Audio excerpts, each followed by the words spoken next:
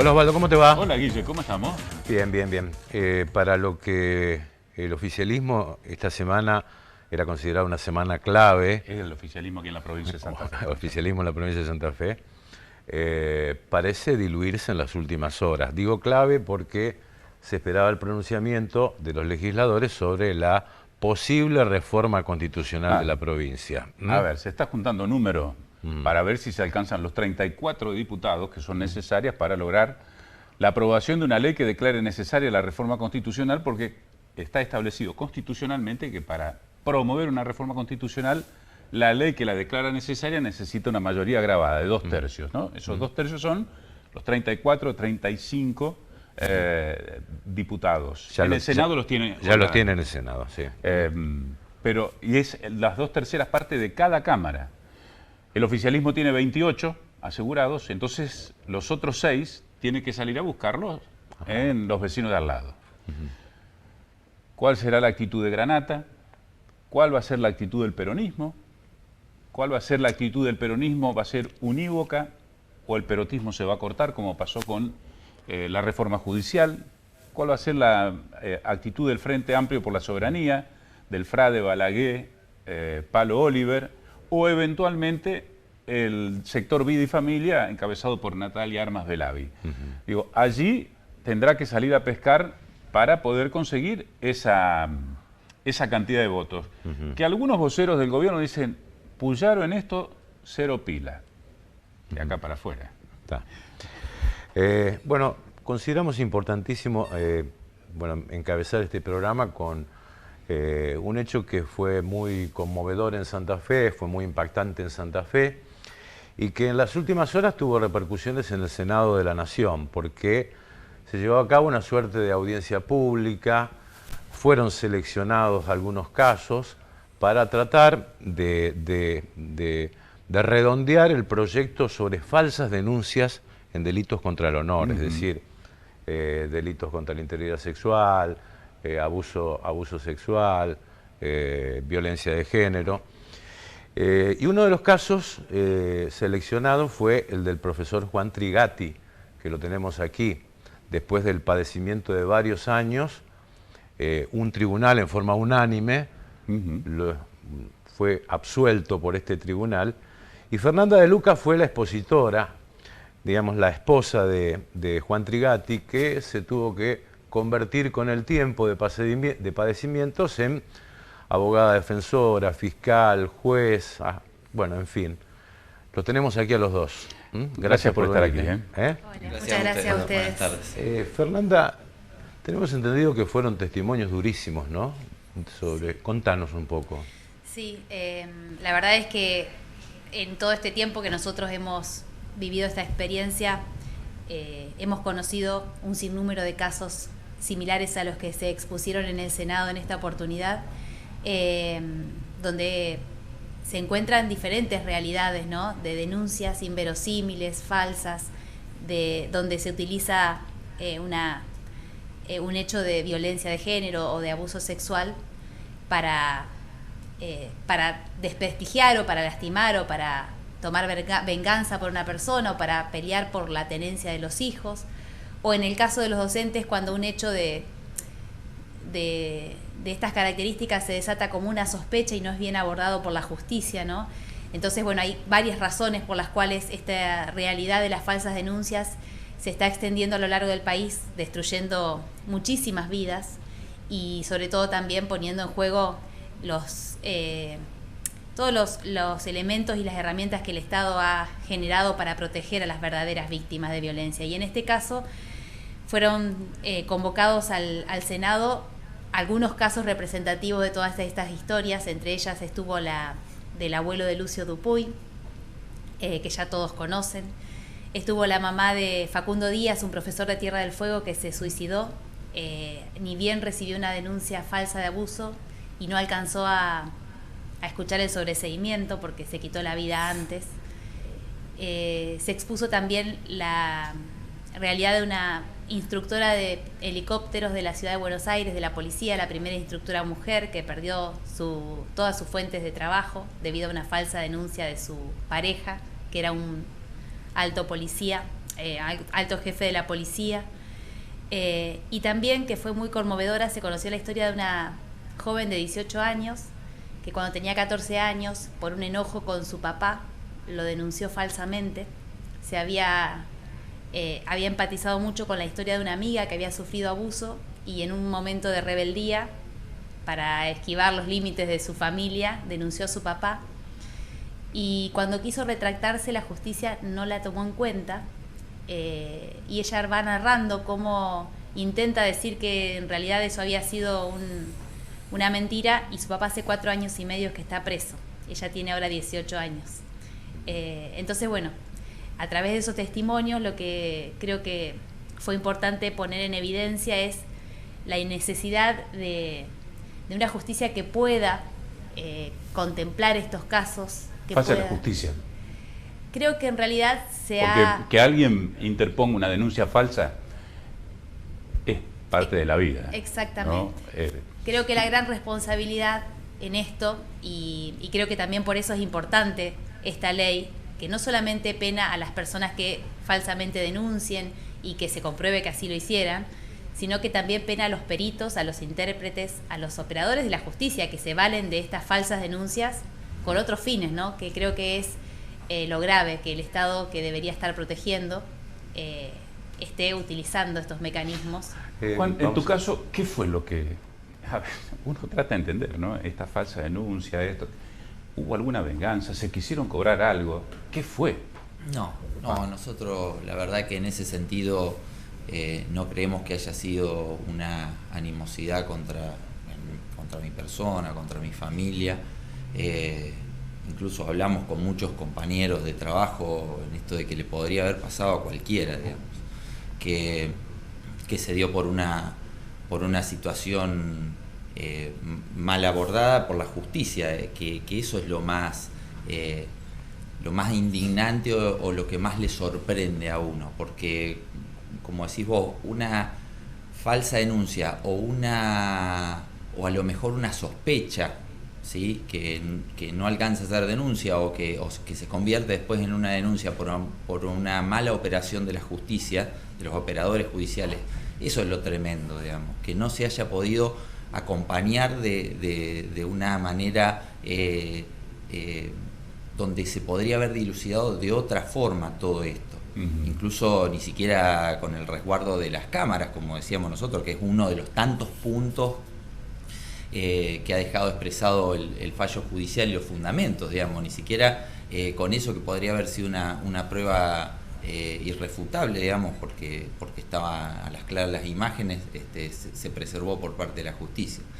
Y esto que decía Fernanda, en el caso de este proyecto sobre falsas denuncias, que no solamente está posicionado sobre aquellos que denuncian, sino sobre los testigos y sobre los peritos también. Sí. Que, yendo a nuestro caso, podría ser directamente aplicable, digamos, a algunos de los peritos que estuvieron en el servicio de niñez, digamos, que de una manera que incluso los fundamentos del fallo lo plantea como oscuros a la relación entre la fiscal del caso, la doctora del Río Ayala, la perito de niñez, la doctora Taboada, y su socia luego querellante, la doctora Walker Torres, digamos. Entonces, el mismo fallo y fundamentos de los fallos del fallo judicial, digamos, pone un manto de dudas y de oscuridad, como lo llama ahí, sobre esta relación. ¿A ustedes le quemaron la casa, le mataron los perros? Nosotros nos quemaron la casa y mataron la gata y la perra de mis hijos, sí. Eso también es algo que pareciera que la justicia se encarga de algunas cosas y de otras no, porque sobre esto que hay imágenes, videos, fotos, audios, no se avanzó en nada todavía. Ese hecho todavía está impune, viéndose quiénes fueron las personas que entraron a nuestra casa, que la vandalizaron, y 3 años, más de 3 años ya, y sigue durmiendo en un cajón esa causa. Vamos a aclarar que la convocatoria fue hecha por la senadora nacional por Santa Fe, Carolina Lozada, donde, bueno, yo estuve hablando con ella, me explicó que bueno, que había una lluvia de casos en todo el país, ¿no? Y por eso, digamos, el volumen de casos amerita un proyecto de ley. Esto, hablando con Lozada, me contaba esta situación, ¿no? Y hoy, ¿cómo están? ¿Cómo se sienten hoy, después de la absolución del fallo? Porque Juan me decía los otros días que no pensás volver al trabajo, por lo menos frente al aula. No, frente al aula no. Discúlpame, algo que quería aclarar, el proyecto este de ley lo presenta la senadora Lozada. Nosotros, mejor dicho, a Fernanda le llega la invitación a través de Andrea Guachi, que es la esposa también de un entrenador de fútbol falsamente acusado y que también salió sobreseído, que bueno, por estas circunstancias de la vida nos tocó, nos contactamos con ella hace varios años ya y nos conocimos, en realidad no nos conocíamos personalmente, nos conocíamos a través de las redes, y ella, trabajando en base a este proyecto de ley también y tratando de generar una concientización sobre esto, fue que se comunicó con Lozada y que estuvieron trabajando juntos y nos invitaron de esa manera. A ver, me parece, señor director, que tenemos imágenes de la convocatoria que fue en el Senado Nacional, ¿no?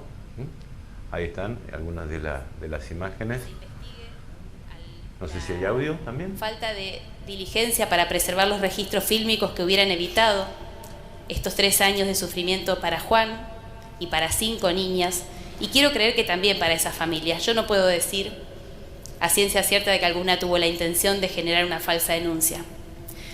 Pero si el Estado, que es el responsable de proteger a los niños sobre todas las cosas y por fuera de cualquier prejuicio o preconcepto, no puede considerar dentro de las hipótesis de investigación la posibilidad de que el abuso no exista, de que la falsa denuncia sea una realidad, está dejando a esos niños subjetivamente construidos como niños abusados, aunque nunca hayan pasado por esta experiencia. Entonces creo que necesitamos que tipificar el delito de las falsas denuncias permita que se considere dentro de las hipótesis de investigación la posibilidad de que la denuncia no sea cierta, que se puedan encontrar otras explicaciones. Bueno, aparte de lo que pasaba en el Senado, a ver, ¿qué diferencia ustedes encuentran entre falsa denuncia y falta de pruebas? A ver, no sé si soy claro con la pregunta. O cuando se alteran las pruebas. En realidad creo que, a ver, hemos pasado en la historia de no creer el relato de una mujer porque no había pruebas, y entonces la víctima quedaba absolutamente desprotegida ante un hecho que generalmente ocurría en un ámbito de la intimidad, en un ámbito doméstico, sin testigos, a pasar a creer únicamente en el relato sin confrontarlo con otros medios de prueba, ¿no? Y yo creo que en muchos casos es muy difícil determinar la veracidad de una denuncia, pero el Estado debe agotar, el Estado y la justicia y la investigación penal, todas las herramientas, los medios de prueba, los conocimientos científicos para poder realmente comprobar un hecho, y no puede desestimar arbitrariamente pruebas, que es lo que está sucediendo en este tipo de denuncias. Una cosa es no contar con pruebas y otra cosa es desestimar o manipular o tergiversar pruebas, porque en realidad lo que sucede en la mayoría de estos procesos, siempre decimos cuando hablamos con familiares de víctimas de falsas denuncias, personas que consideran que están siendo injustamente juzgadas o condenadas, que lo que pedimos no es que se nos crea la inocencia, es que se nos crea cuando estamos diciendo que el proceso con el cual se nos investiga no está siendo justo. Estamos poniendo la lupa en el proceso. Hoy en día con un simple relato alguien puede llegar a ser detenido. Sí, y no es solamente, porque en eso quiero ser cuidadosa, porque yo siempre he bregado por los derechos de las mujeres y de los niños y por los mecanismos del Estado para protegerlos de la violencia. Acá no es que no se cree en un relato. En estos casos de investigación lo que encontramos es que se desestiman todas las pruebas que contradicen el relato, que es más grave aún, ¿sí? Que cuando hay un relato incriminante, como en el caso de nuestro particularmente, donde había un equipo de salud que decía que la niña no había sido abusada, no había relatado nada relacionado con un abuso, ese testimonio que fue el primero y que fue el esencial, se dejó de lado y se hizo intervenir a otro médico, un médico policial, varón, que hisopó a una nena que dijo que se había caído en la rueda de una hamaca. O sea, pensemos el grado de revictimización sobre esa niña, con el solo objeto de construir una causa, cuando había un equipo que ya había desestimado un relato. Entonces, no es que estamos diciendo no hay pruebas, estamos diciendo direccionamos. Sí, me parece interesante ese punto de vista, porque quien está acusado, nadie va a decir sí, yo lo hice, ¿no? Siempre va a sostener su inocencia, aún así haya hecho. Y entonces uno encuentra a lo largo de nuestro trabajo, y en esto, Guille, tenemos que también poner otro de los actores, como son los periodistas, son los medios de prensa, ¿no? Que en esto potencian o le bajan el perfil. Aquí las defensas o las acusaciones se basan en la presión mediática que se ejerce. No le vamos a esquivar a esto, porque tenemos que decir las cosas. Apuntamos a la justicia, apuntamos a los peritos, pero también asumamos nuestra responsabilidad en este tema, ¿no? Entonces yo digo, me quedan varias cosas de esto. Primero, creo que ha habido casos en donde se sostiene que es una falsa denuncia y han sido terminados condenados aún en un fallo de la Corte Suprema de Justicia. Ya, es decir, no hay instancia posible y se sigue sosteniendo que es falsamente imputado. Lo otro es esta ley, ¿qué abogado puede llegar a asumir la defensa de alguien que dice que ha sido abusado? ¿No? Sí. Entonces, me quedan estas cosas que me hacen ruido, y en el medio aparece que quizás el bien tutelado, que son los chicos. La justicia debe ser eficiente. No son palabras mías. Días pasados, hablando con Pedro Bayugar, el líder del sindicato de los docentes privados, me decía, lo dijo claramente, lo dijo por radio: hoy ser docente es una profesión de riesgo. Sí. Ser docente es una profesión de riesgo, más aún un profesor de educación física, por ejemplo, ¿no? Más aún. Tengo amigos que son profes de educación física y que dicen, cuando vemos alguna situación, siempre con alguien. Siempre un segundo o tercera persona que acompañe para evitar esto que han vivido ustedes. Pasa lo mismo con médicos. Hoy, ¿cómo se sienten?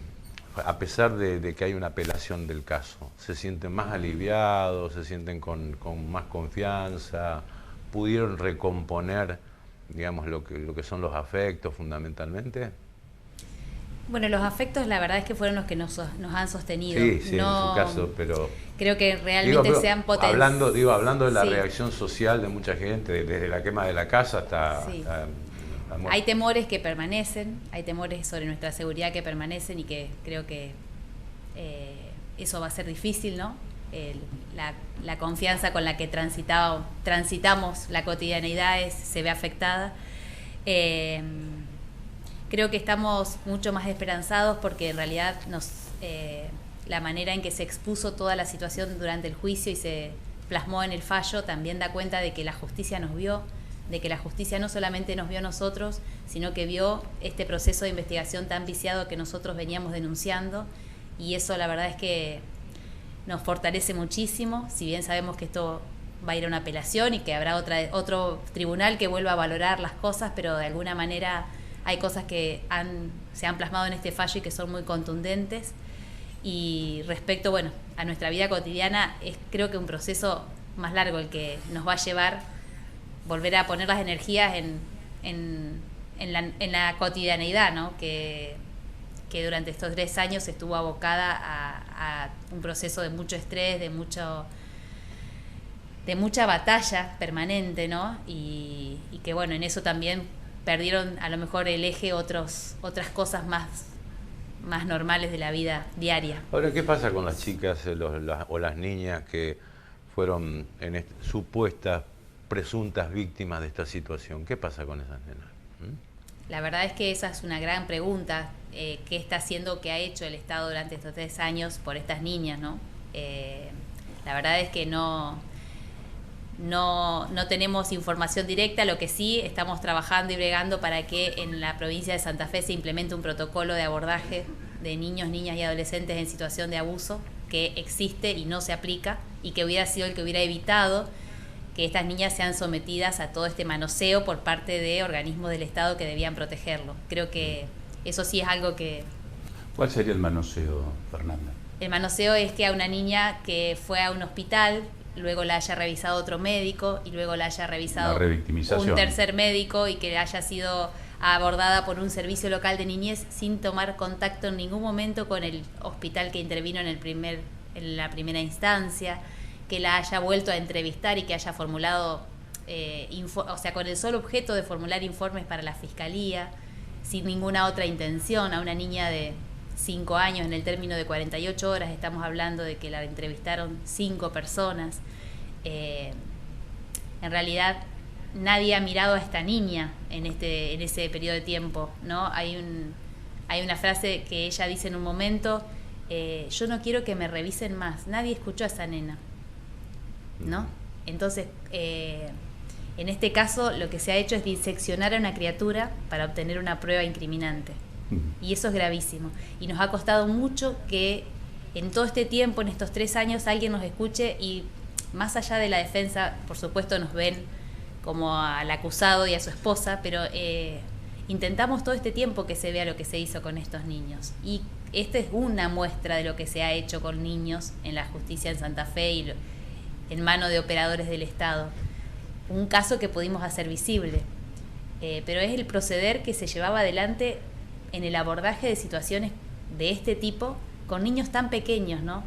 Sin el menor cuidado, y habiendo y existiendo normativa internacional sobre cómo se debe actuar, existiendo un protocolo provincial que dice que no se debe entrevistar al niño en reiteradas oportunidades, que se debe preservar el relato original, que se debe acudir al primer organismo que tomó contacto con el niño. Todas indicaciones que prevén que este niño, frente a un hecho de supuesta violencia, no sea objeto de más sufrimiento por parte de la investigación o de la propia intervención del Estado al momento de atenderlo o acompañarlo. Juan, decías que no, por ahora no evaluás volver al aula. ¿Se te cruzó por la cabeza dejar la docencia y dedicarte a otra cosa? Sí, la verdad que pese a que ya ha pasado más de un mes, estamos como recién acomodándonos, digamos, como que veníamos de una vorágine, sobre todo en el último mes de lo que fue el juicio, que fue 24 horas estar pensando y estar hablando y estar preparando cosas. Veníamos a una velocidad tan alta que nos cuesta hoy día todavía frenar todo esto y poner calma y poder recuperar algo del tiempo perdido con los afectos, porque esto que preguntaba de los afectos, si bien fueron los que nos sostuvieron todo este tiempo, principalmente la familia y los amigos, uno trata de recuperar algo de ese tiempo que les tuvo que estar dedicando a otra cosa y no a ellos. Pero es difícil, no, yo creo que no voy a volver nunca más a dar clases frente a un grupo de niños, porque la verdad que me da miedo hacerlo. O sea, esto que vos decías recién de conocidos profes tuyos que dicen que bueno, que tienen cuidado y demás, yo pese a que toda mi vida, durante más de 26 años, trabajé con alumnos de todas las edades, digamos, siempre tuve sumo cuidado, siempre fui respetuoso con ellos y demás, y pese a eso me pasó algo así que no, creo que nunca más me voy a poder parar frente a un grupo. No sé si abandonar la docencia o desde otro lugar, la verdad que son cosas que todavía estoy pensando, estoy evaluando y viendo cómo voy a hacer de acá en adelante. Gracias por la visita. Gracias, Muy amable. Gracias, Nosotros establecemos aquí la primera pausa, estamos aquí en Par de Haces, en un ratito retornamos.